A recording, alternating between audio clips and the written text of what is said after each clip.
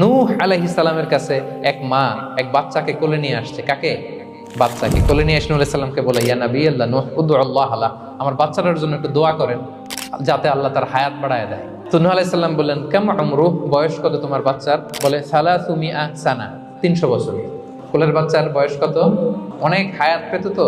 তো উনি বলতেছে, তুমি 300 বছর তোমার বাচ্চার হায়াত, মানে এখন বয়স, তুমি আরো হায়াতের দোয়া চাইতেছো। তুমি কি জানো আখিরি জামানায় এমন এক জাতি আসবে যারা 60 থেকে 70-এর মধ্যে সব মরে শেষ।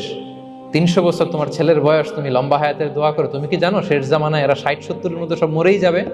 এই মহিলা তো অবাক, তাই নাকি 70-এ মরে যাবে?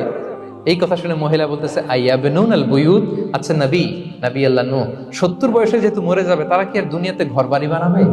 কেন মহিলার ধারণা 70 বছর যেহেতু হায়াত, ঘরের তো আর প্রশ্নই আসে না, এটা তো এমনি সেমনি কাটায় চলে যাবে। আজকে যদি আয়না দেখাইতে পারতাম ওই বুড়ির